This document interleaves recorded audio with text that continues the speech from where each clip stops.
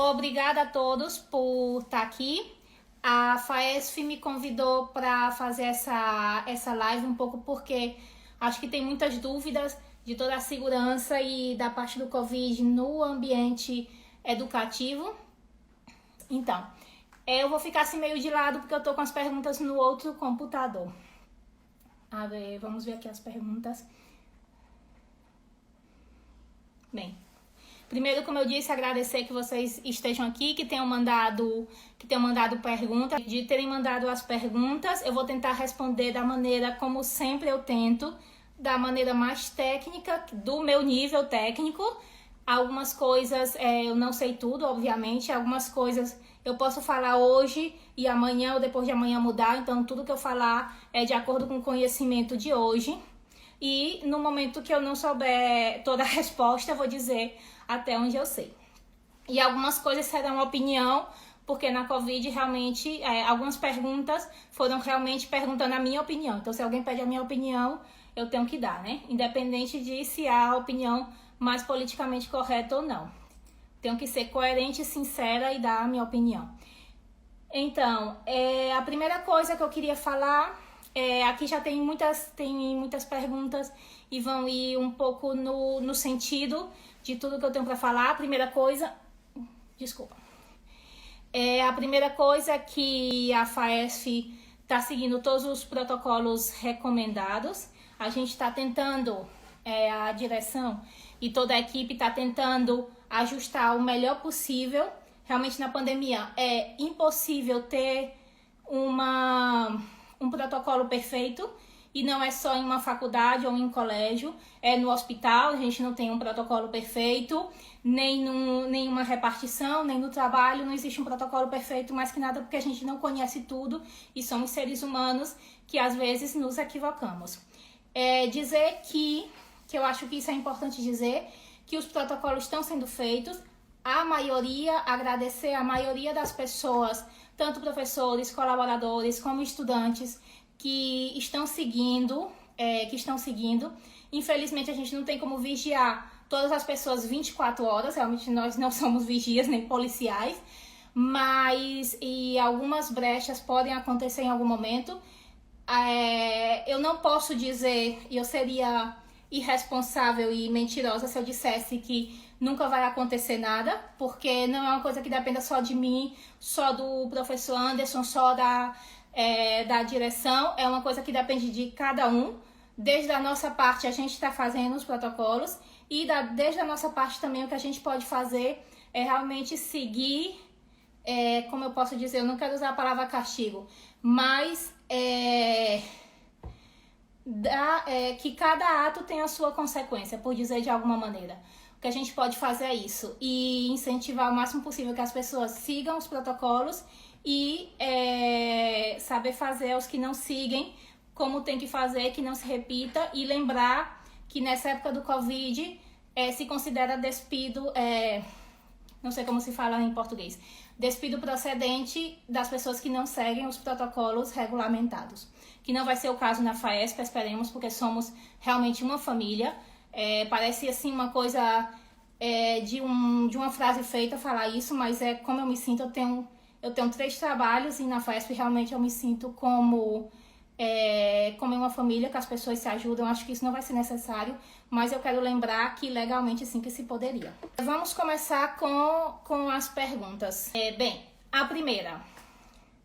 Ultimamente há a recomendação de se utilizar 2 máscaras. É necessário que as crianças usem 2 máscaras também na hora de ir para a escola? Eu quero dizer para vocês que nem eu no hospital uso 2 máscaras. Essa foi uma recomendação. A primeira pessoa que eu vi fazendo essa recomendação foi o Dr. Fauci, que é uma pessoa que eu tenho que dizer que foi admirável em muitos setores. É o responsável por toda essa parte do Covid, é um infectologista muito conhecido dos Estados Unidos. E parece ser que ele, sim, que foi uma pessoa, um farol em muitas doenças e um profissional muito respeitado.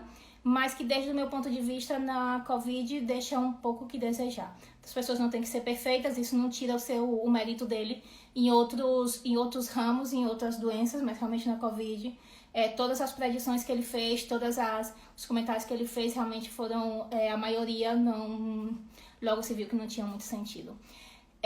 Usar 2 máscaras.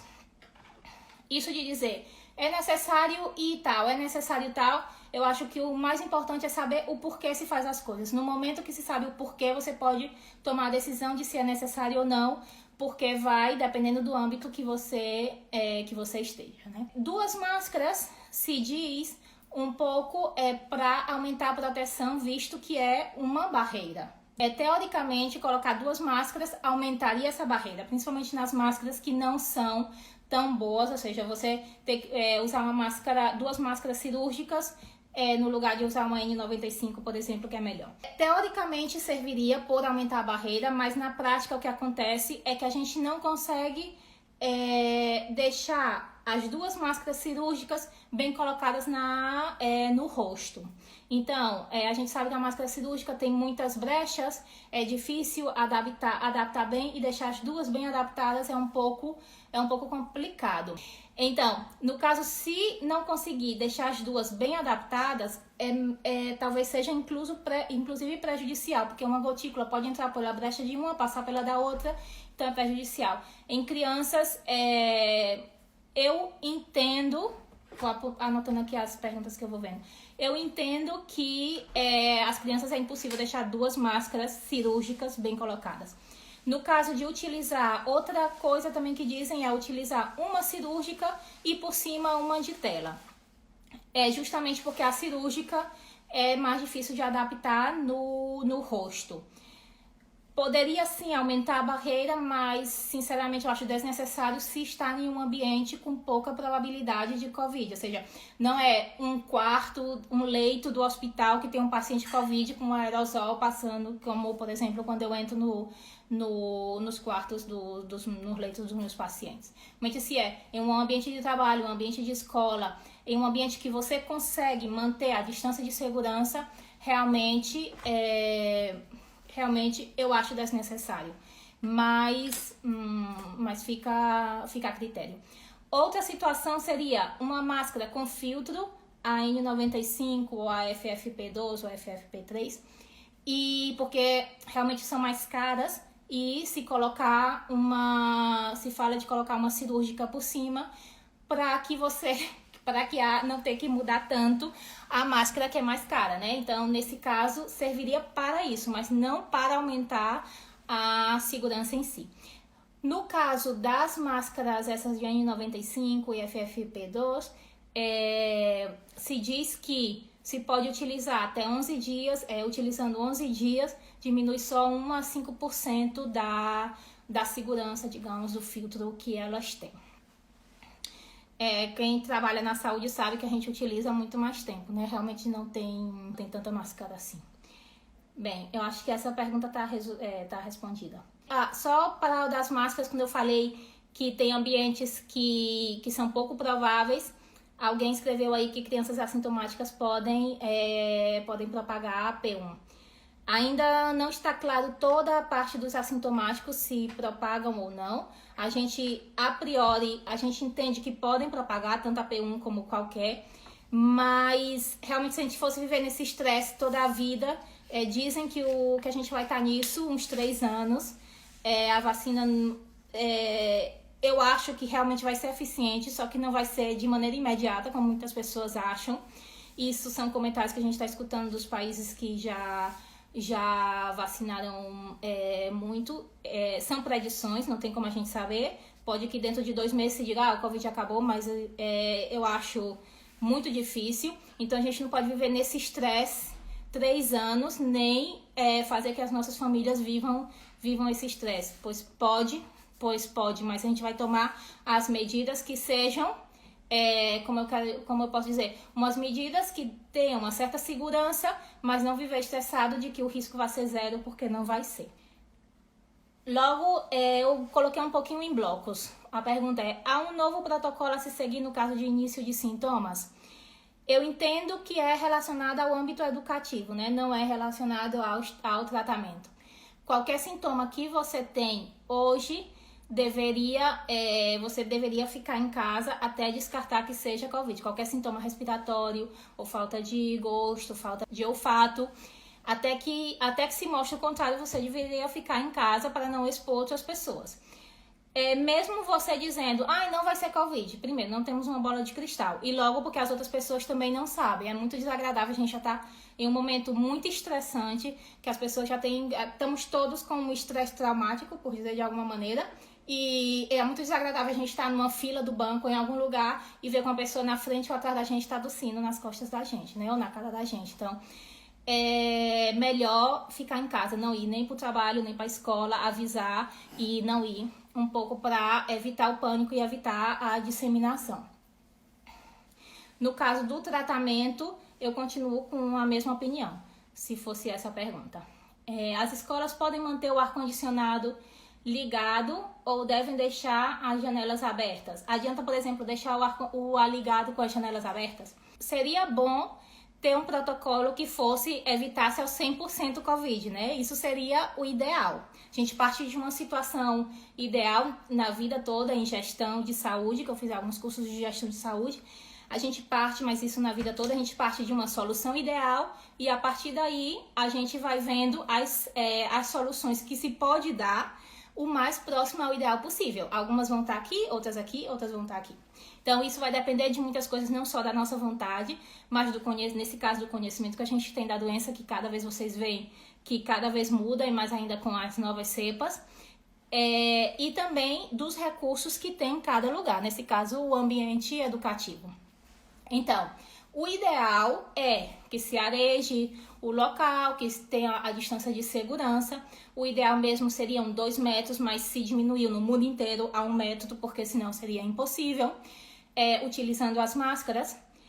Mas nem todos os lugares podem fazer isso, né? Então, eu estou fazendo uma live na FAEST, mas realmente é para todos os lugares. Na FAEST, sim, que se liga o ar-condicionado, se tenta que o vento vá para a janela, que está aberta, a custas de que tenha mais gastos e tal, mas se tenta fazer o melhor possível, mas sei que tem lugares que não pode.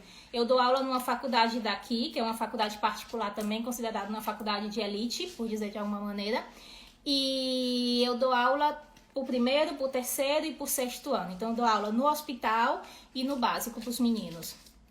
E no básico eu dou de anatomia. E as minhas práticas são no subsolo, na sala de dissecção, com o cadáver, obviamente. E aí, óbvio, não se pode ter janelas. E também quando eu dou no prédio da universidade, no 2º andar. E por normas da universidade não se pode abrir as janelas, pelo risco dos alunos e tal e tal. Então, as janelas são trancadas. Você não pode abrir as janelas. E no subsolo, menos ainda. Então, no subsolo não temos nenhum tipo de arejamento. Vamos deixar de dar aulas? Não. Continuamos dando as aulas. Nas salas, que a gente não pode abrir a janela, a única coisa que faz é abrir a porta, deixar a porta aberta. E na sala de secção, temos que deixar a porta fechada pelas condições dos cadáveres que estão lá. Então, a gente fica num lugar totalmente fechado e com a máscara. E o que se tenta fazer é manter uma certa distância. Que também digo que se a gente está do lado de um cadáver, é impossível ter uma distância de 2 metros de um aluno e outro. Então, idealmente, abrir as janelas, ter uma certa... que o ar corra um pouquinho o ar, né, por dizer de uma maneira vulgar, e tentar manter a distância de segurança. Então, a distância de segurança vai ser o principal, principalmente quando não é possível essa questão das janelas, que muitas vezes não vai ser possível, e as máscaras. Uma coisa muito, muito importante que os alunos não gostam, eu sou professora aqui também, como eu disse, é que eu sempre digo que ficar calado. Então, esse cochicheo dos alunos na sala de aula é o que mais propaga o Covid, porque realmente a propagação principal hoje em dia se sabe que é pela saliva, não é pelos aerosóis ou pelos sapatos ou pelas roupas, como se pensava antes. Sim que essa transmissão não está descartada, mas a maior parte da transmissão é realmente por saliva. Então, o que a gente tem que fazer, e por isso da distância de segurança também, Então, o que a gente deve fazer é, no momento que a gente está mais junto, por dizer de alguma maneira, ficar caladinho, não falar, nem para não transmitir para as outras pessoas. E no momento também que a gente está mais junto, tá com a máscara mais adaptada no rosto. Isso entra também para os metrôs, tá certo? Tudo que eu falo, tento ser uma pessoa muito coerente. Eu acho que é uma característica muito importante nas pessoas. E quando eu falo dos metrôs, que o meu marido, eu falo isso porque o meu marido, ele pega 4 metrôs. Ele fica no metrô 55 minutos, ida e logo volta. Então, e ele tá fazendo isso desde que voltou a trabalhar, que foi no ano passado.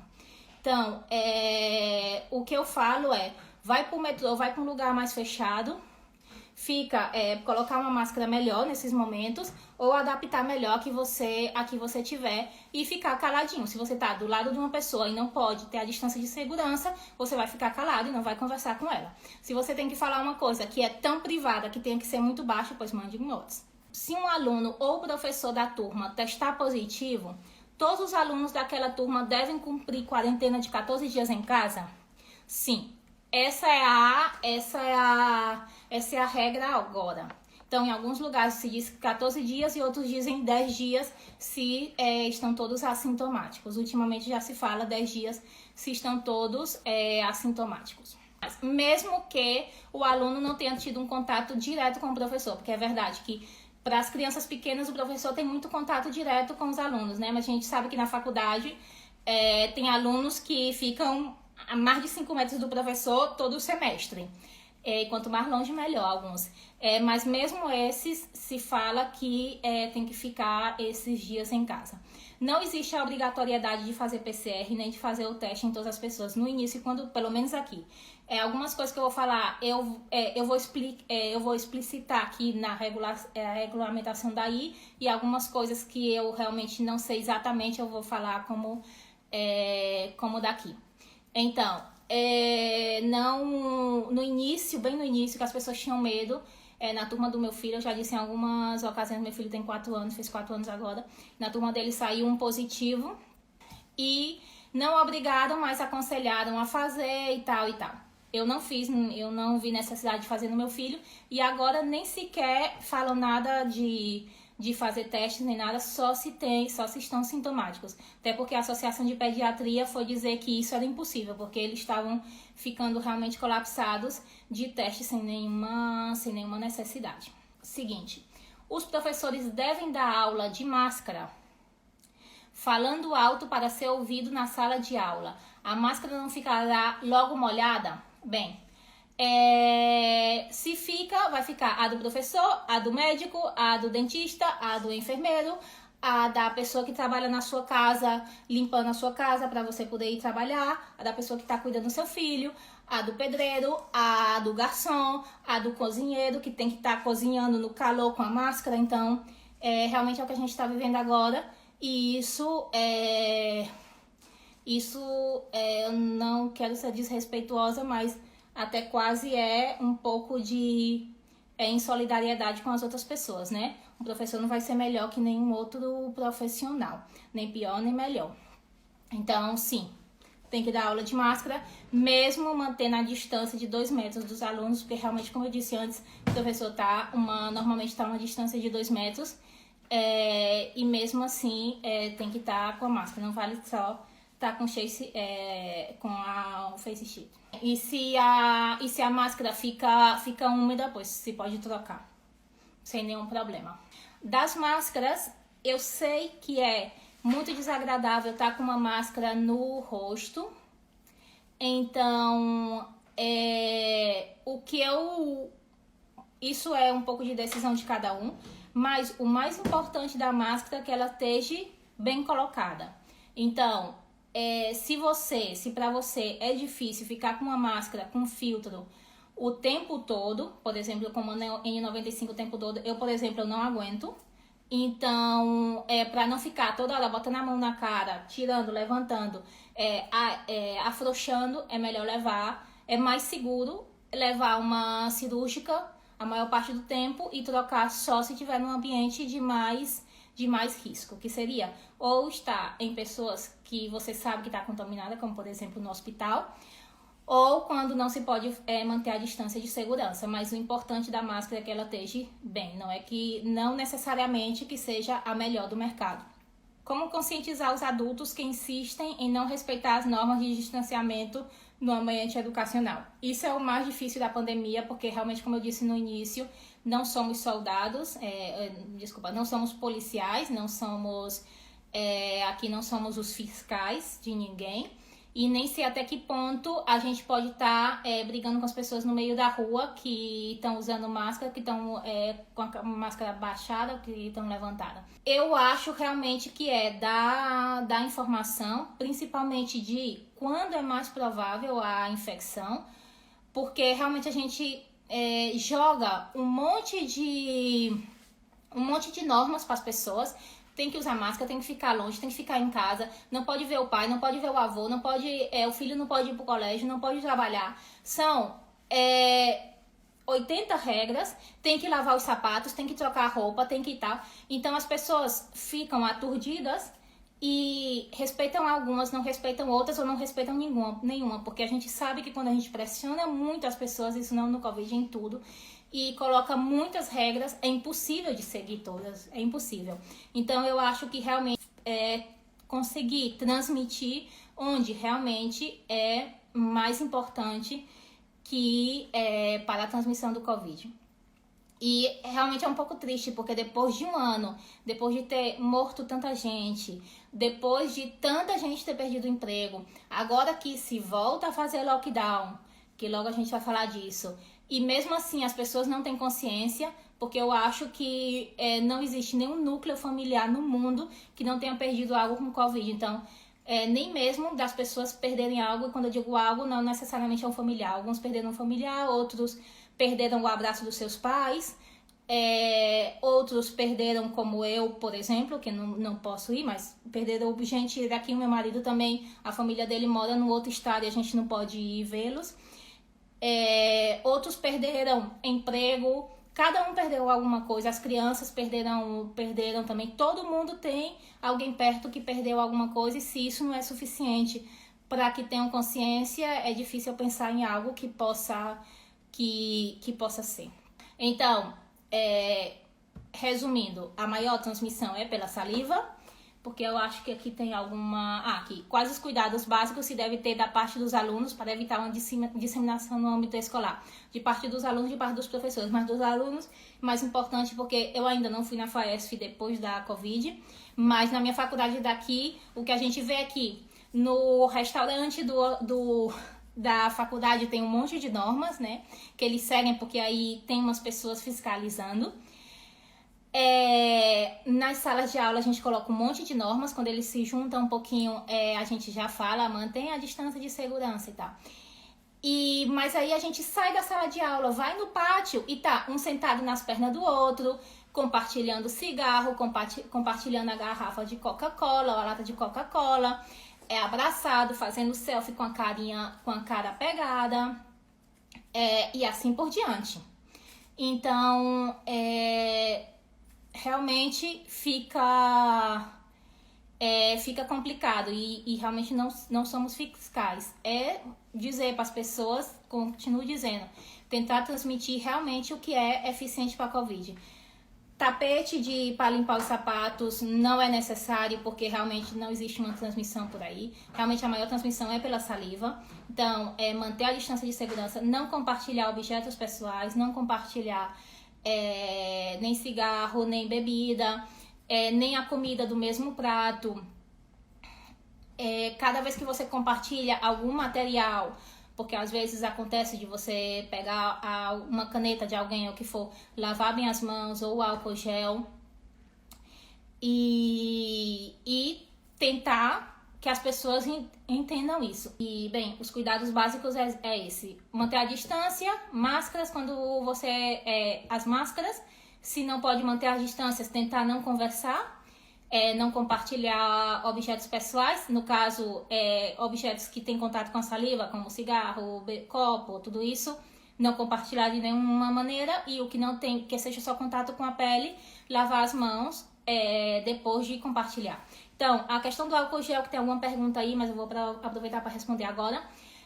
O álcool gel, sim, que o que faz? Ele destrói um pouquinho a capa do vírus, então ele perde o RNA e já não é viável, por dizer de alguma maneira. E se necessita higienizar as mãos com álcool gel 20 segundos. Mas higienizar as mãos com álcool gel 20 segundos tem a mesma eficácia de lavar as mãos com água e sabonete, água e sabão durante 40 segundos. Então, não necessariamente necessita ser o álcool gel. Pode ser um lavado de mãos, lavando bem entre os dedos e a munheca, alguns dizem até o cotovelo, mas não necessariamente precisa, até a munheca. Tanto que antes se dizia de tossir no cotovelo, mas agora se fala de, se você tosse na mão, logo lavar as mãos. E cada vez que tosse, lavar as mãos. Cada vez que você pega na sua máscara, lavar as mãos. Cada vez que você troca a sua máscara, lavar as mãos. E assim por diante. Qual o protocolo das escolas para evitar que o ambiente escolar seja um local de risco para se contaminar com Covid? Bem, então, os protocolos seguem um pouco tudo isso que eu estou falando desse conhecimento de onde é maior a transmissão. Então, se tenta que tenha uma distância, se tenta que tenha como limpar-se as mãos quando ou o álcool ou a água e o sabão quando toquem as máscaras, quando é a distância de segurança, não compartilhar. E, sobretudo, a quantidade de pessoas na sala de aula, né? Para que mantenha essa distância. Então, o que se faz é diminuir os grupos da sala. Se pode ter uma sala grande, pois não teria problema. E se não, se coloca o que se chama dupla presencialidade, que é uns ficam uma metade na sala de aula, outra metade fica em casa vendo de maneira online a aula, de maneira que rotativamente, cada 15 dias, cada mês, se possa mudar. Então, a FAESF conseguiu fazer isso e para mim é um grande orgulho, porque tem exatamente o mesmo sistema que a minha faculdade daqui, exatamente a mesma plataforma, que é o Blackboard. Para mim é um grande orgulho que tenha. Então, os alunos podem assistir essa aula no mesmo momento ou assistir em diferido, porque também fica gravada. Eu vou dar só um conselho para os alunos, que é o mesmo que eu deixo daqui. Muitos alunos sabem que tem aula gravada, então não se preocupam de assistir no momento, né? Dizem, perto da prova eu assisto. Só que não façam isso, porque depois vocês nunca têm um tempo bom para assistir. Façam tudo o que for possível no momento da aula, porque senão vai juntar. Creiam em mim, vai juntar. Então, tudo isso tem uma margem de segurança boa para manter as escolas abertas. E por que eu falo isso? Eu falo uma frase muito prudente, porque realmente não zera o período a possibilidade de contágio. Não existe nada, nenhuma decisão que zere o contágio por Covid. Nem lockdown, nem nada. Nada zera a possibilidade de contágio. Isso é uma coisa que as pessoas têm que ter na cabeça, porque muitas vezes falam: não vou porque não é seguro, vou ficar na minha casa. O que é a segurança para você? Porque sim que tem uma margem de segurança boa. Agora, zerar não, mas nem um protocolo de aula presencial, nem lockdown zera contágio. Se zerasse contágio, a gente já não teria mais Covid, né? A gente tinha ficado em lockdown aquele mês, 2 meses, tinha acabado o Covid e a gente já não estava mais falando disso. Então, aqui, seguindo todo o protocolo, é possível ter segurança na sala de aula, então é um pouco o que eu falei. Eu vou colocar aqui na tela do meu computador.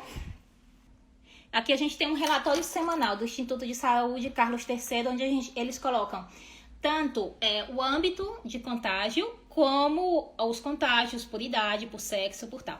Então, se vocês veem aqui, esse é o âmbito de contágio na Espanha. Então, o escolar o escolar é essa cozinha, certo? O domiciliar é essa cozinha, o verde claro. Vocês estão vendo aqui aqui, domicílio, esse é o verde claro, certo? Centro sociossanitário, centro sanitário, Outros são coisas que as pessoas não entram. O laboral também não é muito alto, então daqui vocês devem estar perguntando, e por que estamos em lockdown? Eu tampouco saberia responder, isso é uma coisa que vocês não têm que perguntar para mim, teriam que perguntar para outras pessoas. Então, âmbito laboral, âmbito escolar, esse daqui, âmbito domiciliar. Tão alto porque foi justo na época das festas e tal, as últimas semanas, mas realmente manteve. Quando tem mais épocas que as pessoas estão em casa, aumenta essa possibilidade, aumenta a proporção dos domiciliares. Então, vocês vão dizer, mas isso é na Espanha. No Brasil, isso não pode ser assim. Então, no Brasil não existe, quer dizer, eu não conheço, não sei se existe ou não, eu não conheço nenhum relatório como esse, mas a Sociedade de Pediatria, o que eles fizeram foi ver a porcentagem de crianças internadas por Covid no ano passado, quando estavam em lockdown, quando estavam as salas fechadas, e nesse ano, a partir de quando as salas de aula foram abertas, e não se viu aumento. Ao contrário, se viu uma pequena diminuição que realmente não é para dizer que as escolas diminuem o contágio, mas sim para dizer que não aumentam. Teve uma pequena diminuição que não pode se dizer ainda que é estatisticamente significativa, porque realmente são poucos meses. Mas o que importa é que o ambiente escolar se mostrou seguro para as crianças. Sempre vai ter um que vai dizer, mas meu filho pegou na escola. Claro, né? Como eu disse, não é zero de contágios, mas a probabilidade do seu filho pegar na escola é igual ou menor que do seu filho pegar em casa. Com você, que sai, entra e sai, porque ninguém faz pão, faz a comida, faz papel higiênico, faz tudo, você tem que sair de casa para as coisas. Pelas pessoas que vieram a cuidar do seu filho, pelos vizinhos, por onde o seu filho foi brincar e tudo isso. Um ano de EAD. É possível formar um ambiente escolar seguro com poucas chances de pegar a Covid? Então, com isso, eu queria só falar que existe um ano de EAD no Brasil, mas no resto do mundo eu não sei se foram 3 ou 4 países só que ficaram assim. Infelizmente o Brasil foi um deles, mas a maior parte dos países, mais de 90% dos países já estão com aulas presenciais, e isso nem é motivo de discussão. Esse tipo de live que eu tô tendo aqui com vocês, aqui nem se faz mais, porque não existe nenhum tipo de discussão sobre isso. Já há muito tempo. Aqui começaram em setembro, quer dizer, o curso começou em setembro, realmente, mas as aulas presenciais começaram em julho e agosto, porque os meninos recuperaram as práticas do ano, estavam recuperando as práticas do ano anterior que não puderam fazer, um pouco como a FAES fez, né? E logo o ano letivo começou em setembro. Então, eu não entendo muito bem quando eu escuto as pessoas dizendo: ainda não é possível saber se as escolas vão ser seguras. E porque ainda não, é só olhar os milhares de relatórios que tem em cada país, como o da Espanha, eu estou dizendo que tem um relatório semanal. E igual que esse tem em vários outros lugares. Então, não é possível saber, eu não sei por quê. Talvez porque não queiram olhar. Porque possibilidade de saber, sim que se tem. O que sim que se sabe também é da diminuição do rendimento das aulas totalmente online de maneira massiva. Isso não é nada contra a EAD, que ela tem o seu benefício para uma determinada população. Meu marido mesmo, ele fez a faculdade dele em EAD porque estava trabalhando, já era casado e tudo. E passou num concurso público da primeira vez que ele fez. Mas isso, obrigar a que todas as pessoas de todas as idades façam, já está dando um prejuízo grande na educação, na parte psicológica e social da população mundial.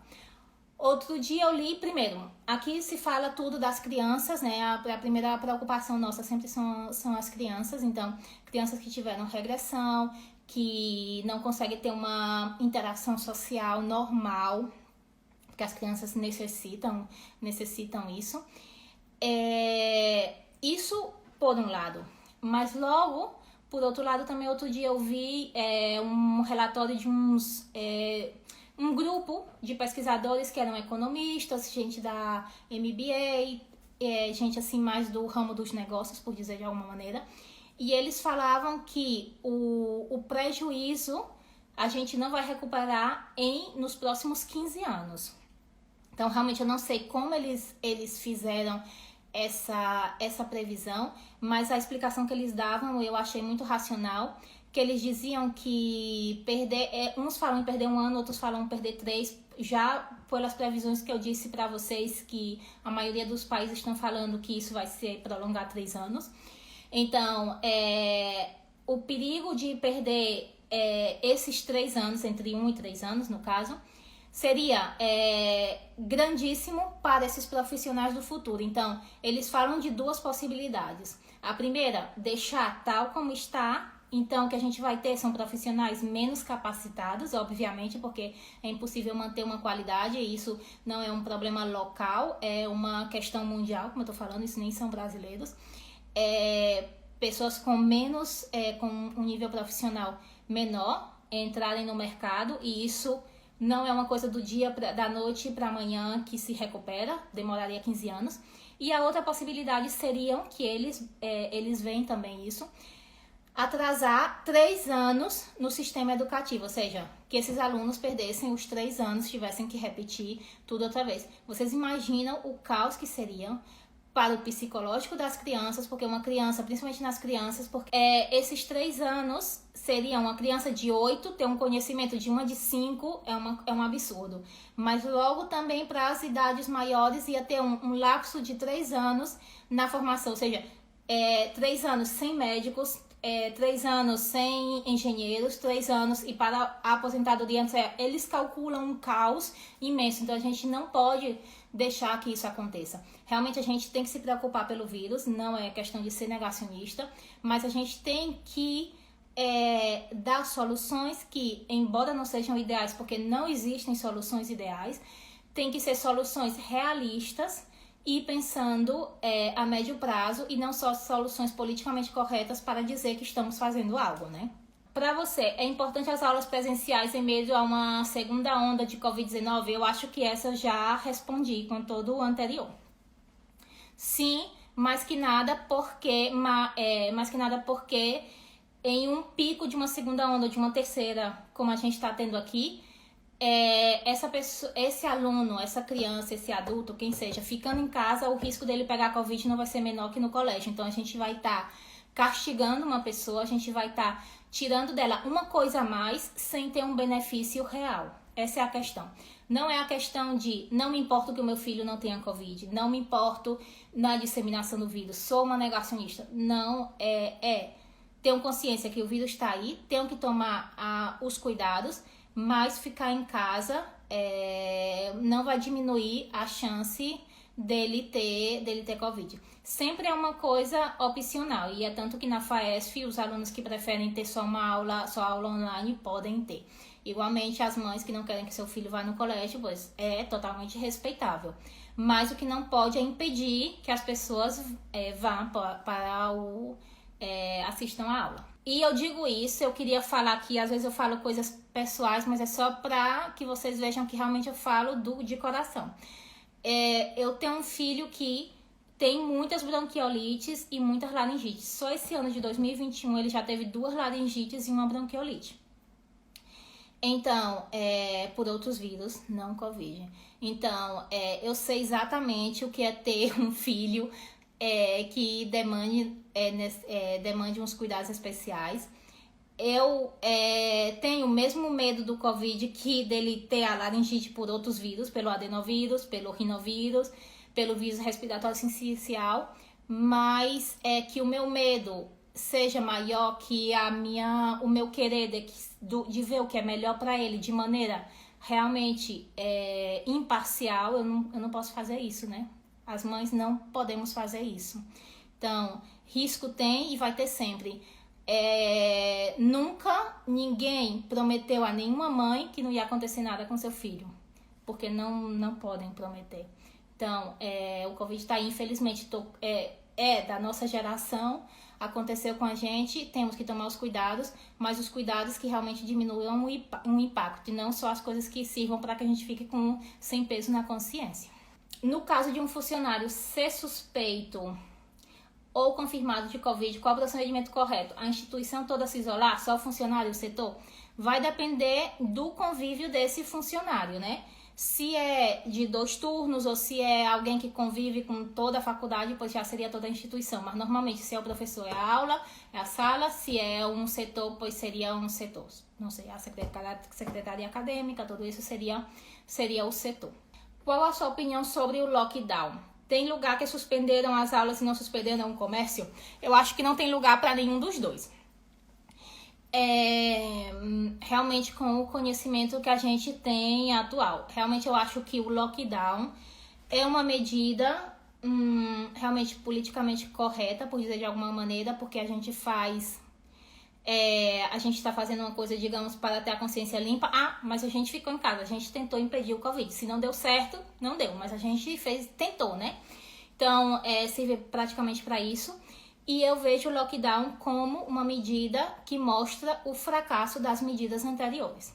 Seja pelo que for, mas convenhamos que é um fracasso. Então, quando a gente tem uma medida que é pelo fracasso, então o que a gente tem que fazer é que essa medida tentar ser o mais breve possível, que é o tempo para que a gente reflita, não pessoalmente, né? O comitê de quem decide, veja o que fez errado, o que pode melhorar e mudar as coisas no futuro, que a gente não pode ficar 3 anos em lockdown, ou 3 anos, 1 mês sim, 2 meses não, 1 mês sim, 2 meses não. Com isso, eu acho que sim, que não se deve suspender as aulas, não se deve suspender o comércio, sim que tem algumas coisas que agora a gente deve evitar, não vou dizer que tenha que ter uma vida normal. Todas as coisas mais supérfluas que a gente faz deveriam ser evitadas, mas não de fechar. E daí também aqui eu rogo que as pessoas respeitem as normas de máscara, distância social, mesmo que a você não importe, porque ao seu vizinho que perdeu o emprego, sim, que importa, ao outro, a toda a sociedade importa. Então, eu acho que nem tem que ser lockdown, nem tem que ser cada um faça o que quer e amanhã a gente vai queimar todas as máscaras e vamos fazer um churrasco em casa e vamos chamar a todos os nossos amigos.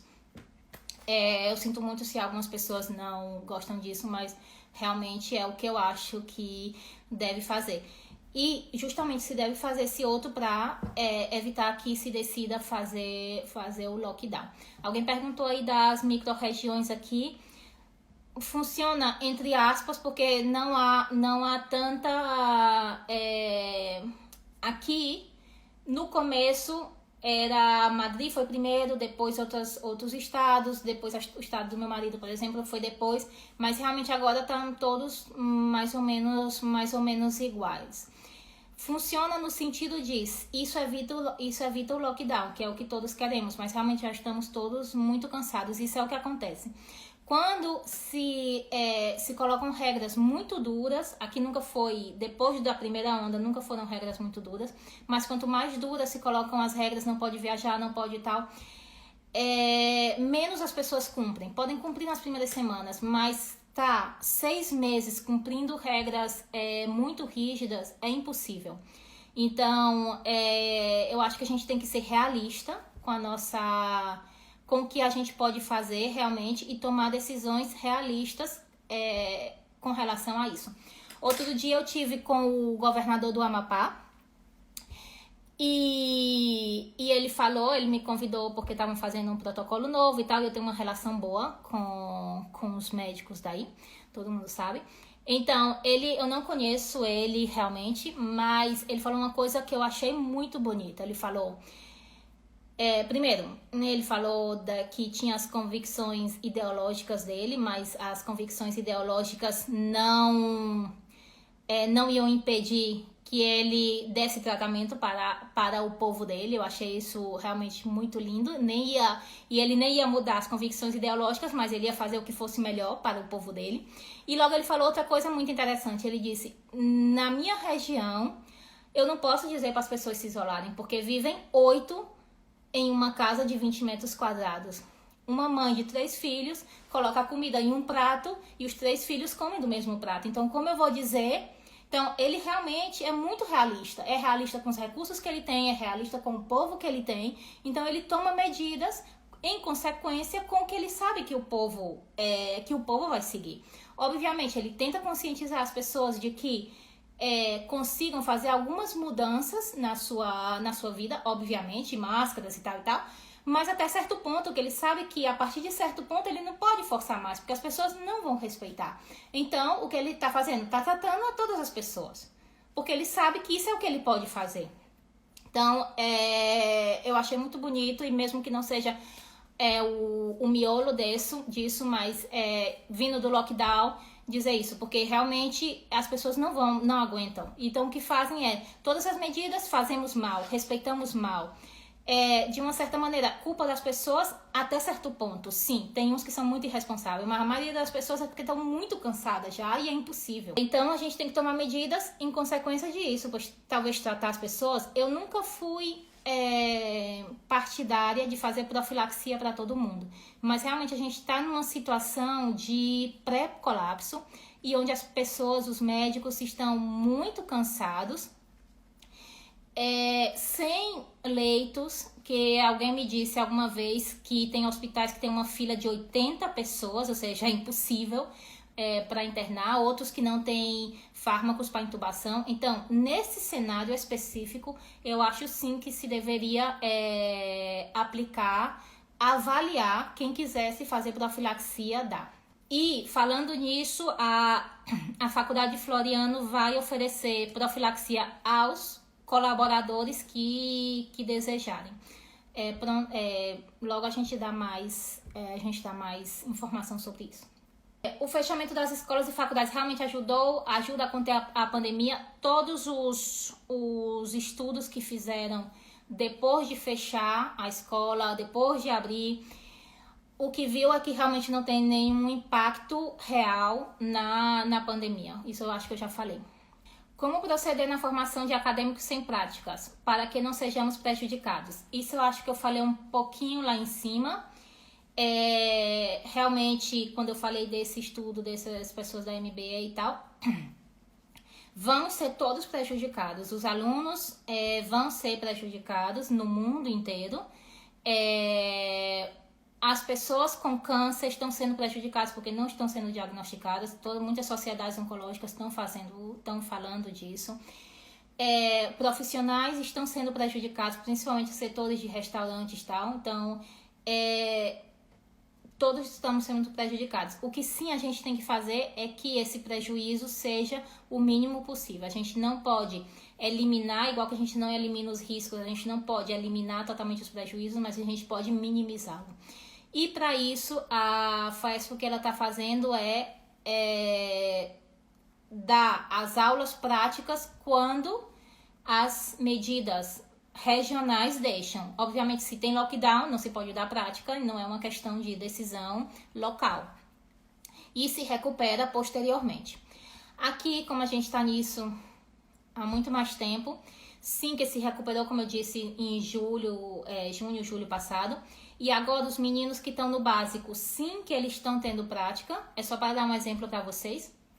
Sim que eles estão fazendo prática. Os do 6º ano também estão indo para o hospital. Eu fico com eles também lá. Mas os de 3º ano de medicina não estão indo, porque se considerou que iam ser muitos alunos. Então, o que estamos fazendo para os terceiros são práticas remotas de discussão de casos, mostrar um raio-x, mostrar um exame, e explicando. É o ideal? Não. Esses alunos vão ser prejudicados? Sabemos que vão ser prejudicados. Mas o que a gente está tentando é minimizar esse prejuízo, porque temos consciência de que nos próximos 2 meses não vamos poder fazer outra coisa. Isso não depende da gente. Certo? A faculdade que eu tô aqui, eu não sei se eu disse, eu acho que sim, que é particular também.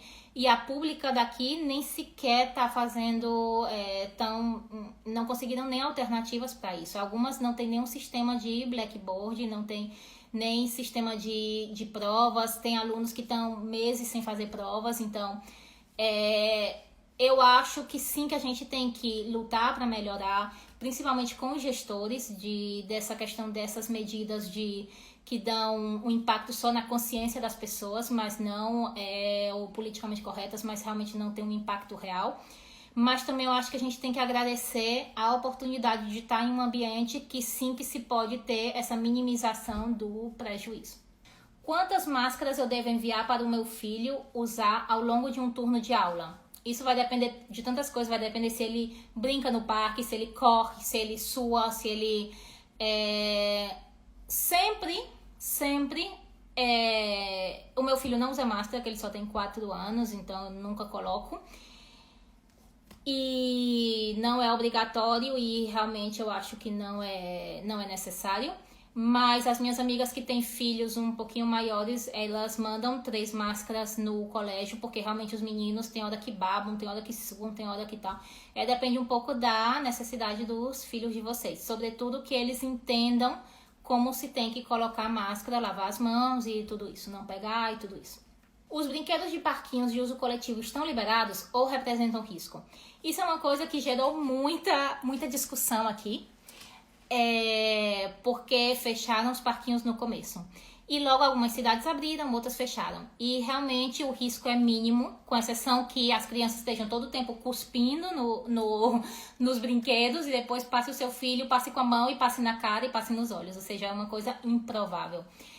É impossível? Não, é improvável. Então, sim que se brinca nos parques. Eu nunca coloquei álcool num brinquedo que o meu filho fosse brincar. E alguns pais sim que levam álcool gel pra limpar a mão das crianças. Eu, quando chego em casa, o meu filho lava as mãos e pronto, não tenho maiores coisas. Mas sim que é um ambiente com nível de segurança razoável, não impeça o seu filho de ir pro parquinho. Basta meu filho ficar de máscara ou seria importante que ele usasse também face shield para proteger também os olhos? Não é necessário.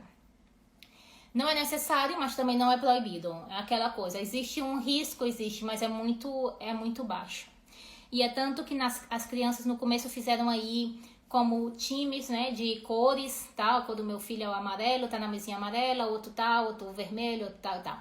E agora sim que continuam com as mesinhas, mas a professora nem sequer briga com eles quando eles passam a outra, se beijam, se abraçam no colégio. Porque realmente se normalizou muito a situação. Sim que tem cuidado, a professora tem a máscara e tal. E as atividades extracurriculares, algumas foram tiradas. Quando brincam no pátio, não brincam salas diferentes. Quando tem a festinha, teve a festa do carnaval, é a festa em cada sala. Não se juntam com outras, sempre é o mesmo grupo, digamos. Mas dentro do grupo, realmente, eles têm uma vida medianamente normal e não se viu que tivesse maiores problemas. Isso não só no colégio do meu filho, em todos os colégios que abriram, né? O risco de infecção entre crianças é realmente pequeno? Sim, é pequeno. Algum vai ter algum problema, obviamente, algum vai ter esse síndrome de multi-inflamatório, algum vai ter uma bronquiolite. O meu filho vai ser dos que vão ter, porque se ele tem bronquiolite pelo adenovírus, pelo rinovírus, pelo vírus respiratório sincicial, provavelmente ele tenha também pelo coronavírus. Mas não é um risco alto que justifique a gente tirar deles um ambiente escolar por tanto tempo. Não são 15 dias, é 1 ano, 2 ou 3. Mas outra vez digo que isso depende de cada pessoa.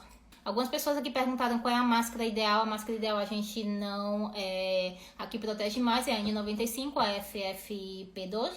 Mas realmente a ideal é a que você consiga levar ajustada na sua cara sem estar pegando, nem tirando do nariz, nem tirando da boca, nem botando no queixo. Então, se você aguenta essa, bem. Se você não aguenta essa, que aguente a cirúrgica bem colocada. E colocar essa só quando vai no metrô, quando vai no ônibus, quando tá num lugar que tem mais gente, né? Na fila do banco, não sei. No lugar que as pessoas não têm uma distância de segurança. Quando vai visitar um parente no hospital, alguma coisa assim. Realmente no hospital, eu vejo pacientes Covid, eu vejo pacientes tanto de ala Covid como de ala não Covid. Não tenho, nem eu, nem nenhum companheiro que usemos máscaras N95 durante toda a nossa jornada laboral. Então, a gente usa a cirúrgica normal. a outra a gente usa só quando entra nos leitos Covid. Mas realmente isso depende muito de cada pessoa, né? Só quero dizer que não é obrigatório, nem você vai se contaminar porque use a outra. O que importa é que você use bem e não esteja toda hora pegando na cara. A partir de qual idade é considerado seguro que a criança leve seu próprio frasco de álcool gel? Eu vejo desnecessário. Qual a idade é segura? Mais segura? É melhor perguntar a um pediatra, realmente eu não sei. Mas o que eu acho é que é desnecessário. Mais que nada porque a gente já sabe que lavar as mãos com água e sabão é a mesma coisa. Volto a falar do colégio do meu filho, um pouco para que vocês vejam que eu tô no mesmo barco que vocês. Então, o meu filho, ele chega às 8 da manhã e sai às 3 da tarde. Então, ele toma café no colégio, merenda no colégio, merenda de manhã, almoça no colégio e eu pego ele depois do almoço. Então, quando eu deixo ele direto no comedor, não na sala de aula. Quando eles entram no comedor, no restaurante, vamos tomar café, eles não é com álcool gel, que ele tem um banheiro na entrada e eles passam direto para lavar as mãos e entram depois que lavam as mãos, sem deixar que entre nenhuma comida. É muito importante não levar para o ambiente educativo nem comida, nem brinquedos, nem de crianças, porque nada de casa, digamos assim, certo? E dos meninos maiores na faculdade, não compartilhar material escolar. E se tiver que compartilhar por algum motivo, como eu disse antes, lavar as mãos, eu posso dar o álcool gel. E logo nos dias, tem algum dia na semana, quando eu sei que eu não vou ver o meu filho até de noite, eu deixo ele um pouquinho depois para ir direto para a sala. Então, os meninos que entram na sala de aula, como aí não tem um banheiro do lado, que eles possam usar antes de entrar na sala, então a professora sim coloca álcool gel na mão deles. Então, álcool gel bem, mas pode ser substituído pela água e sabão. Então, se o seu filho pode ir num banheiro para lavar as mãos, realmente eu vejo desnecessário. Eu, com meu filho, eu decidi normalizar o máximo possível a vida dele. Eu tenho amigas que estão todo o tempo dizendo para as filhas, ó, o vírus, olha o vírus, cuidado com o vírus, cuidado e tal. E as meninas já te olham, às vezes quando a gente chega no parque, tem umas crianças que já olham, já tem um olhar diferente disso, parece uma idiotice, né? Mas tem crianças que já tem um olhar de pavor e de medo impressionante, que vão atrás da mãe em seguida e tal. Então, não sei se isso vale a pena. Isso já é uma decisão pessoal. Qual incentivo temos para continuar a formação educacional e profissional em meio a uma pandemia? Eu não sei, é que eu não entendi direito essa pergunta. Eu não sei se foi no sentido, se alguém fez e tá aqui, por favor, escreve aí.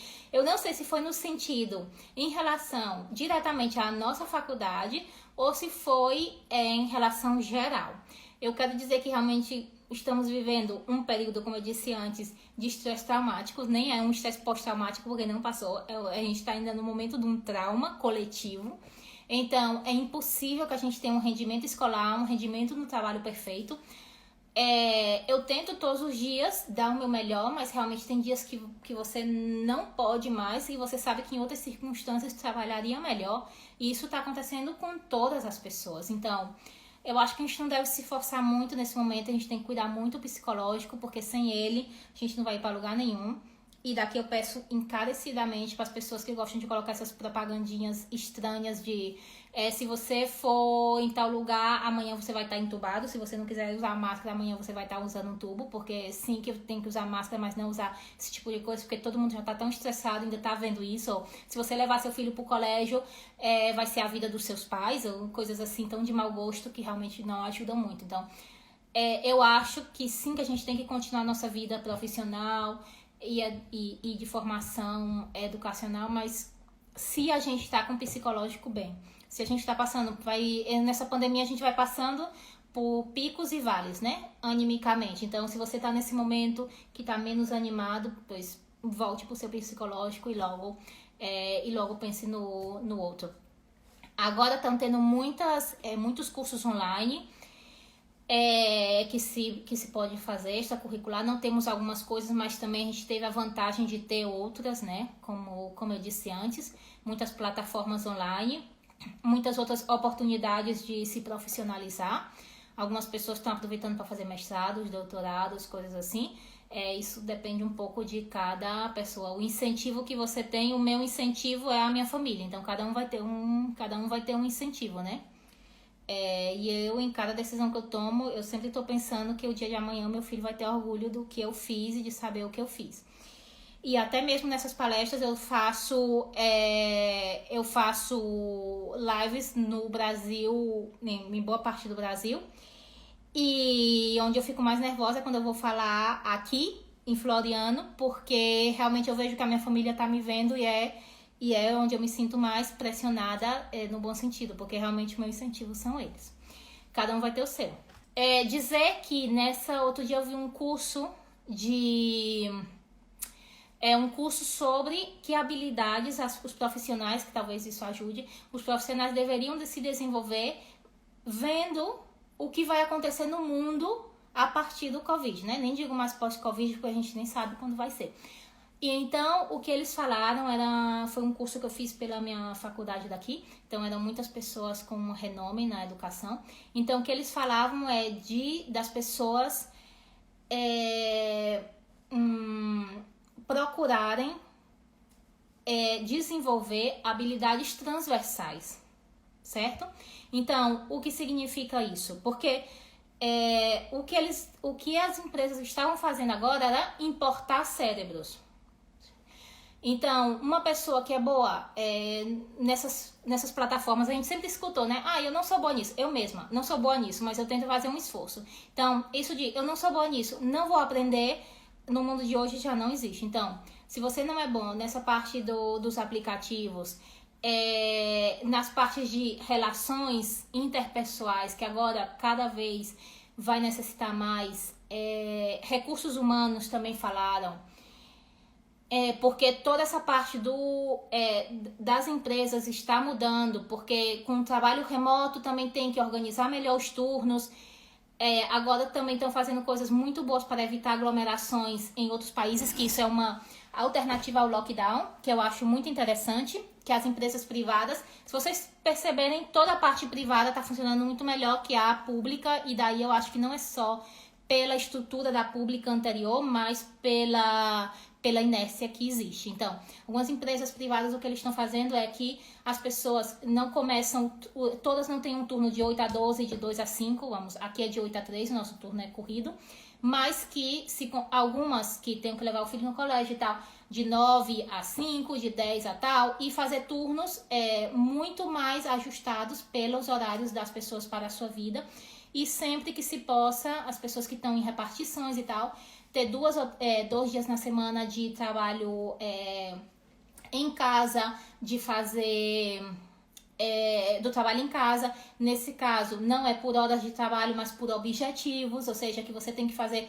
tantos processos ou tanto o que for nesse dia que você está em casa, de maneira que você pode se organizar, por dizer de alguma maneira, levar seu filho, ou até ir na academia no seu horário de trabalho, se você cumpriu o que você tinha que cumprir. Então, isso é muito importante, primeiro, porque vai evitar aglomerações no metrô, ônibus, diz todo mundo sempre sair no mesmo horário, na hora de rush.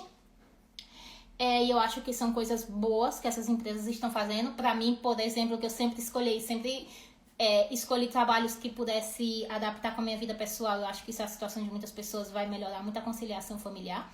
Mas isso também vem no sentido de desenvolvimento de habilidades transversais, porque recursos humanos vai necessitar muito mais, vai ter muito mais trabalho e um trabalho diferente. Então, o que as empresas querem agora e estão pedindo são essas habilidades transversais.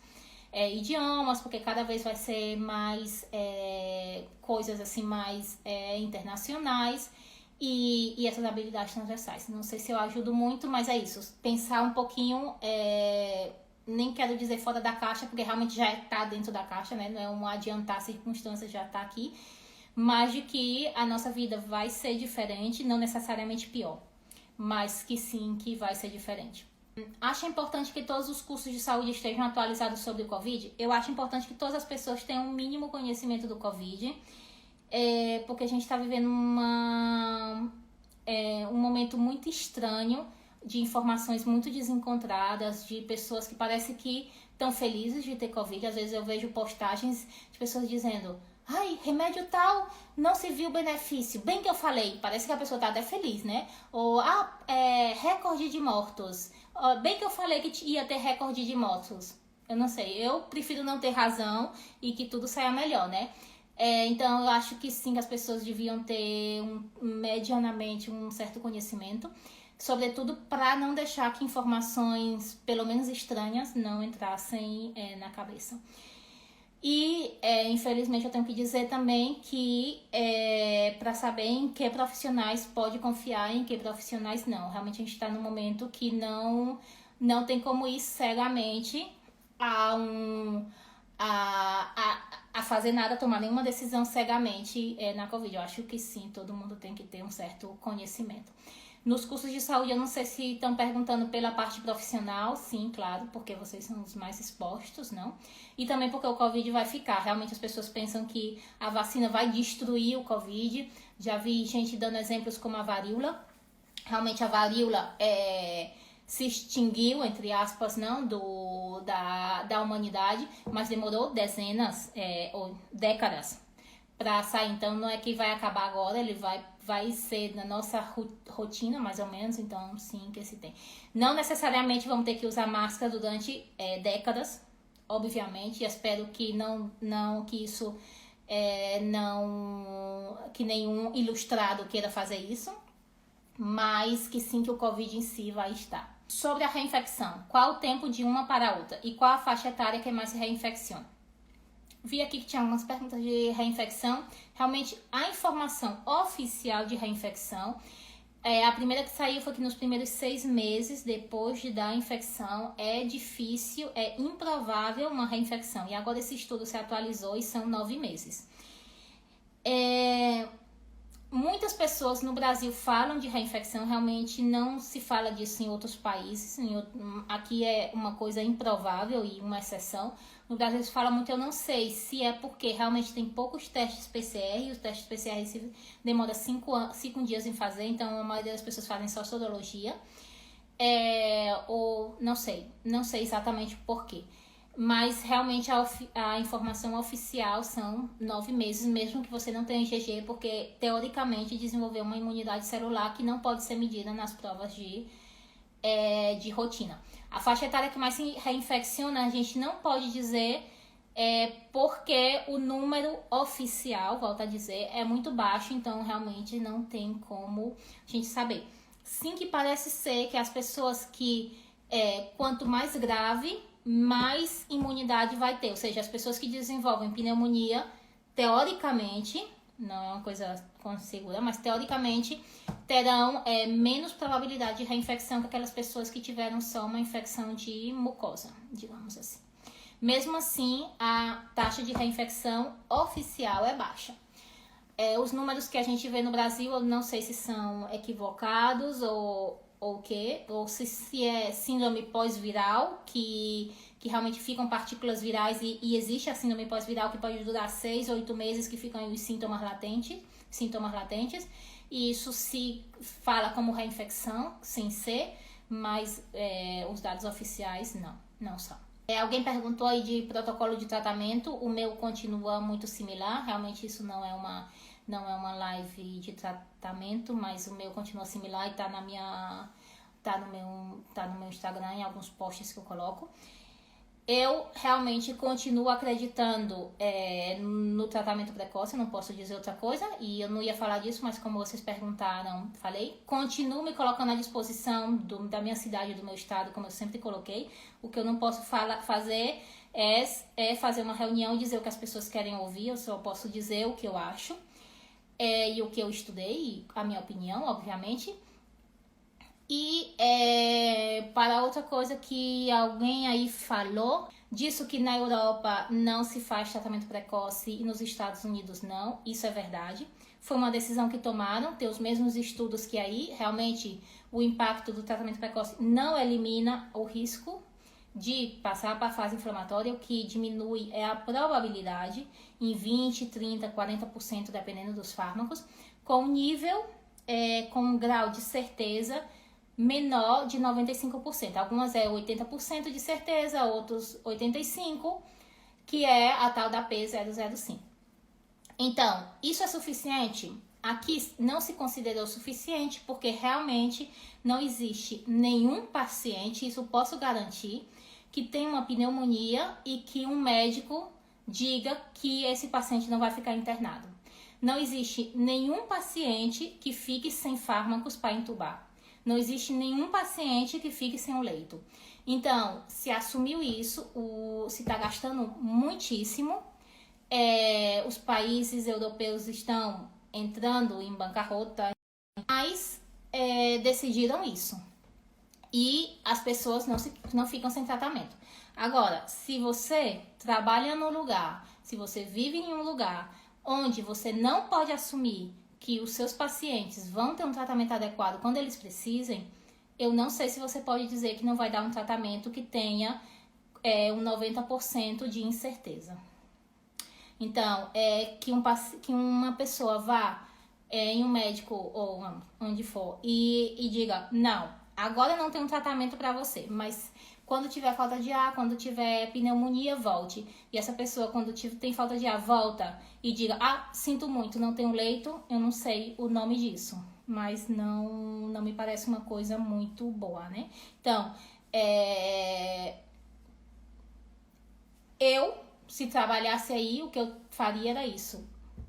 Existem uns fármacos que diminuem 20% a probabilidade do senhor passar para a seguinte fase e não temos 100% de certeza, mas temos certo grau de certeza que sim.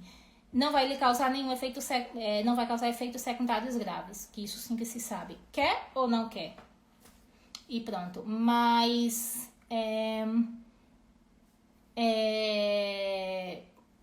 não sei, né? Porque realmente eu fico muito triste, é uma cara que eu fico de tristeza e impotência por tudo isso. Alguém aí perguntando se tem possibilidade de voltar às aulas presenciais. Eu falei antes, talvez não tenha visto, que eu acho que não tem motivos para não ter aula presencial. Tem aqui um que tinha ficado na última frase. Um que coloca desabafo. Sinto-me tenso e inseguro no EAD. Já teria trancado o curso se não tivesse para a Uni. Realmente eu me solidarizo porque eu também vivo tensa e insegura em toda a minha vida. E estamos todos, como eu disse antes, todos muito cansados na nossa vida profissional. Isso a gente vê em qualquer lugar que a gente vai comprar uma coisa, a gente vai pedir um serviço de alguém, qualquer coisa que a gente vê que existe tensão, que existe cansaço, que as coisas não estão como tem que ser. Então a gente tem que tentar normalizar a vida, não sair sem máscara, não chamar todos os amigos para sua casa, mas tentar não viver nessa tensão, nesse estresse, porque isso vai continuar. E, sobretudo, por favor, que os gestores tomem decisões que realmente tenham impacto no vírus e não tenham impacto só no psicológico das pessoas. Eu não posso falar aqui de como se tomam os tratamentos. Alguém pergunta aqui da vacinação na Espanha. A Europa, em geral, na Espanha, segue mais ou menos como a maioria dos países europeus, com exceção da Inglaterra, do Reino Unido, porque realmente agora já não faz parte da União Europeia, que eles estão mais rápidos. E aqui já estão vacinando os professores, vacinando os profissionais de saúde, os idosos, não me lembro agora de que idade, e agora estavam policiais, bombeiros e professores. Realmente não estamos num ritmo muito rápido, mas estamos em um ritmo regular. Os países que estão mais rápidos mesmo são, a primeiro de todos, Israel, Emirados Árabes, Estados Unidos e Reino Unido, como eu disse. Uma coisa interessante é que China e Rússia, que são produtores de vacina, eles têm uma taxa de vacinação baixíssima. E outros países também, como Nova Zelândia e Japão, também tem um nível de vacinação baixo. Então, com isso que eu quero dizer, não é que é melhor nem é que é pior. É que cada país escolhe as estratégias de tratamento e de vacinação que achem mais oportunas para a sua população. Não é só uma questão de dinheiro, porque Japão só o que tem é dinheiro, né? Eles ganham bastante mais que nós, europeus. É uma questão de estratégia de vacinação que tem. E outra coisa também é a extensão dos países. Vacinar um país europeu é muito mais fácil que vacinar, por exemplo, China, Rússia, Brasil, por exemplo. Estados Unidos estão fazendo um esforço hercúleo para conseguir vacinar todo mundo. Aí alguém pergunta por que não tem segunda onda na China. Eles vivem a primeira coisa, eles vivem numa ditadura. Então, eu tenho amigos chineses, um cardiologista do meu hospital é chinês, então. E tenho outros conhecidos também. Então, eles vivem numa repressão constante que é impossível que ninguém aguente. Então, outros países, outras culturas é impossível. E também eles sim que, até onde eu sei, eles continuam usando cloroquina no início. E não sei se vocês têm alguma... Eu já vou finalizar, não sei se vocês têm alguma dúvida a mais. Só resumindo, o ambiente escolar não é o ambiente onde mais tem contágio e tem mais no domicílio que no ambiente escolar. Seguindo os protocolos que todos devem seguir, existe uma segurança razoável, mas não vai eliminar o risco, mas em nenhum ambiente você vai eliminar, nem na sua casa você vai eliminar, só se você for para Marte, hoje mesmo, não tem como, vivendo na Terra, não tem como eliminar o risco. Como eu disse antes, estou muito orgulhosa porque realmente a FAESP está usando um protocolo e uma adaptação do sistema similar ao que a gente tem aqui na minha faculdade da Espanha, e realmente isso para mim é um orgulho, foi um esforço grande, que temos nossas limitações, que podemos nos equivocar e vamos tentar, não vamos prometer não errar, isso é impossível, e menos ainda no Covid, mas o que a gente vai tentar ajustar, tentar que esse erro não se repita e tomar as devidas providências.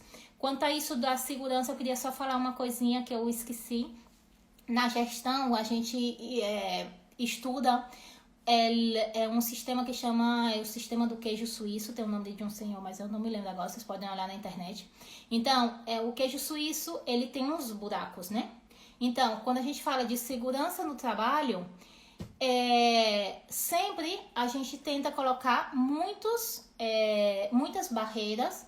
Não, a gente não ataca só um lugar. Então, quando as pessoas falam a vacina ou o tratamento, não é ou máscara, não é ou. É tudo, adicionar uma coisa à outra, para justamente o que não ter que fazer é ter que fechar tudo e que a gente tenha que estar em lockdown, que ainda mais não é eficiente, como eu disse. Então, isso é feito para segurança do paciente, mas também para segurança nos aviões, para muitos âmbitos. Então, se entende que o erro, digamos, ocorre quando existem como se forem várias fatias do queijo suíço e quando existem falhas em vários procedimentos. Então, quanto mais etapas você tenha, é mais difícil que se alinhe um buraco, digamos, em todas essas fatias. Não sei se vocês me entendem. Ou seja, tem que ter, se tiver uma barreira só, em alguma falha, porque os humanos podemos ter falhas, em alguma falha o erro chega na pessoa que a gente quer evitar, na sociedade, no paciente ou nos tripulantes do avião, onde for. Se você tiver dois, é mais difícil que você tenha um erro numa fatia, digamos, que é representado pelo buraco. Se passa o erro por aí, tem a barreira do seguinte, então esse erro para aí e não chega no objetivo. Se você tem 3, se fica mais difícil ainda. Então, isso entra para as medidas na universidade, nos trabalhos, máscara, distanciamento. Se eu estou distante, para que eu vou ter máscara? Justamente por isso, porque pode ter falha em uma dessas coisas. Pode um momento você não estar distante, pode a máscara não estar acoplada, então tem que ter 3 ou 4 barreiras. Distanciamento, máscara, lavada de mãos, por isso. Existe um sentido para as coisas. E a mesma coisa do tratamento. Vacina, tratamento, profilaxia nos momentos de mais colapso, como eu falei antes, e o distanciamento. Distanciamento sim, lockdown não. Eu espero de verdade que tenha sido útil. Eu não tenho todas as respostas, nem as respostas perfeitas. Eu só tento ajudar com o pouco ou muito que eu sei.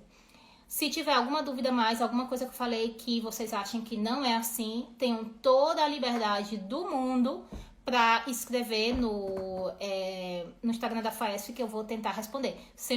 Por favor, escrever sempre com educação, né? Que sempre se agradece a cortesia. Muito, muito obrigada por confiarem em mim. Isso é uma coisa que eu tenho muito orgulho, que as pessoas dizem que confiam no meu trabalho. Até mais. Obrigada. A Chelsea tá pedindo para eu falar um pouco das vacinas. Bem, isso necessitaria uma live para isso, né? Realmente as vacinas estão se mostrando eficazes e com um grau de segurança. Eu acho que sim, que vão se instaurar. No começo eu era muito prudente em dizer isso, porque eu continuo dizendo que um fármaco novo, seja ele qual for, que não foi testado para outras doenças, que não foi testado antes, tem que ser testado primeiro nas pessoas de risco, onde o risco de que tenha um efeito secundário, por isso, seja menor que o risco de morrer, digamos, por Covid, não, de falecer por Covid. Lembrando que o risco de pessoas menores de 50 anos de falecer por Covid em um mundo normal que se trate é menor que 3%, tá? Entre 1% e 3%. Então, realmente assumir um risco de uma mielite ou de alguma coisa, eu não sei se era adequado, mas realmente agora se viu que tem um certo grau de segurança. As pessoas que tiveram Covid antes, não nos 6 primeiros meses, os Estados Unidos falam 3 meses, a Espanha falam 6 meses, não se deveriam, se aconselha não vacinar, mas não é proibido.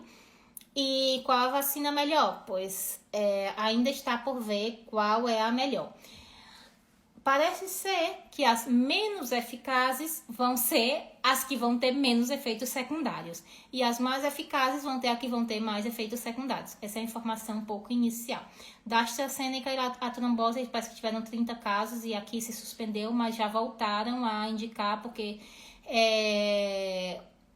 parece ser, eu digo parece ser porque na Covid ainda tem pouca informação, a informação não é tão clara assim. Parece ser que foi em relação com um lote, 1 ou 2 lotes, que não foi da vacina em si. Dizer que a cepa britânica sim responde à vacina, que é a maior que a gente tem aqui. A cepa da África do Sul não está respondendo à vacina da AstraZeneca nem a da Janssen. Então, estão tendo que colocar uma terceira dose da Moderna.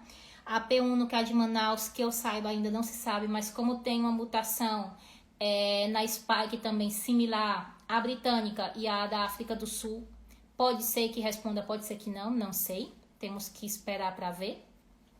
Todas essas cepas, coincidentemente, todas estão dando muitas mutações não sinônimas na Spike, na proteína S. A da África do Sul, sim, que já se sabe que não responde à AstraZeneca nem a da Janssen. A da P1, eu acho que ainda não se tem informação sobre ela. Como quantificar a imunidade pós-vacina? Aqui não se pede, não se indica fazer sorologia. Eu acho que se dá como que está imune, realmente não se faz nada, mas não se diz para tirar as máscaras. Isso é uma coisa muito importante que eu queria dizer, era que realmente, mesmo que você teve Covid e você acha que não vai ter mais, por favor, continue usando máscara, continue com distância de seguridade, porque o mundo todo não sabe que você teve e que não vai mais transmitir. Então, vamos continuar aí, até porque não sabemos ainda as coisas de reinfecção, parece pouco provável, mas não vamos fazer. Então, a questão não é você, são as normas, e as normas tem que seguir. E, realmente, como eu volto a falar, eu acho que no momento de colapso, sim, que se deveria fazer profilaxia. Porque é tão avassalador? Eu vou dizer aqui uma coisa. Sim que é avassalador, mas imaginem aí uma pneumonia bacteriana. A gente sempre tem... Aqui vocês sempre têm uma história de algum parente, um avô, um bisavô, um parente longe que morreu de pneumonia bacteriana, antes de que tivesse os antibióticos. Inclusive o imperador Dom Pedro II parece que morreu de uma pneumonia bacteriana, né? Então, a mortalidade era altíssima. Então, o que a gente está fazendo a gente está pegando um vírus, que é verdade que a gente não tem um tratamento específico, isso tem que se dizer. Não existe tratamento específico para a Covid em nenhuma fase, e por isso é mais motivo ainda para que se utilize os que a gente tem, que diminua em alguma proporção o impacto, justamente para diminuir a possibilidade de necessitar um tratamento que não existe. Aqui não se dosa anticorpos neutralizantes, que alguém está perguntando aí. Então, a gente está pegando uma pneumonia, um vírus que a gente sabe que em algumas pessoas dá pneumonia, e a gente está tratando só quando tem pneumonia. E mais ainda, sabendo que não tem um tratamento específico. Então, é um vírus avassalador? Sim, eu não vou dizer que é um vírus porcaria, né? Não, é um vírus, um vírus potente. Mas também a gente está tratando a gente está deixando para tratar em uma fase da doença que em outras doenças a gente não deixa. A gente não deixa que uma pessoa que tem uma bronquites 10, 15 dias espera que ele tenha uma pneumonia bilateral no raio-x ou na tomografia para começar a tratar. E é o que a gente está fazendo com o Covid, mas ainda sabendo que a gente não tem um tratamento específico como tem para pneumonia. Da profilaxia tem gente perguntando como realmente não é aconselhado que eu fale as doses dos fármacos aqui, mas existem propostas de profilaxia com vitamina D, com ivermectina, com hidroxicloroquina, com quercetina, com bromexina. É claro que não se vai usar todas, é uma combinação de 2 ou 3 fármacos desse de acordo com o perfil do paciente ou o perfil de quem está indicando, do médico que está indicando ou do médico ou da instituição que está indicando essa profilaxia. Eu acho que sempre deveria ter vitamina D, porque é uma coisa que realmente é idônea. E a vitamina D, sim, que tem uma relação importante com o sistema imune. E ele melhora a resposta às infecções em geral, principalmente as infecções respiratórias. Bem, sim, que tem alguém aqui falando de procure por médicos adeptos ao tratamento precoce. Sigam esses médicos, sigam das pessoas, das mães, sigam os vários Instagrams que tem escolas abertas, Mães pela Educação, de vários estados e tal. Eu sigo alguns. E eles dão muitas informações também. Muitas vezes eu me atualizo dos estudos por eles. E tenho que agradecer. Bem, eu acho que era isso. Eu espero que fiquem com Deus, que tudo isso passe logo, mas isso é só um desejo, não vai ser o mais provável, sendo realista, é que ainda demore um pouco. Então, que demore um pouco. Então, a gente tem que se adaptar e procurar soluções com melhor impacto, mesmo que não seja um impacto zero.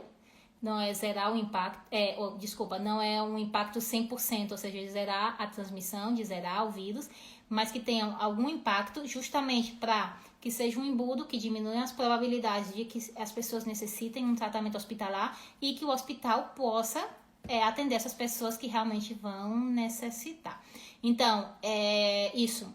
No Instagram tem vários estudos dos estudos que fizeram para profilaxia, mas realmente as doses e os fármacos realmente eu não posso colocar aqui. Mas existem muitos estudos que eu falei para vocês, que eu citei para vocês e com muitos outros. Cada dia aparecem fármacos novos, né? Outro dia um grupo brasileiro colocou os antiandrogênicos. Ontem eu li uma reportagem de outro dos antiandrogênicos já para tratamento no hospital, hein? Lembrando. Ontem eu vi um artigo também de uns de Hong Kong com os Estados Unidos que estavam testando um medicamento que se dá para lepra nos pacientes internados e parece que com bons resultados também. Vão saindo coisinhas. Que não sai é um tratamento perfeito. Mas eu não sei, agora eu acho que a gente já esperou um ano, acho que a gente pode esperar mais 2 para esperar esse tratamento perfeito, porque eu acho que ele não vai existir. A gente tem que ver os que têm melhores resultados. E com baixos efeitos secundários, que a maioria já provou, pelo menos na fase inicial. Bem, um abraço a todos, eu estou à disposição, tanto dos gestores como de perguntas que vocês queiram dizer. Tá? Um abraço.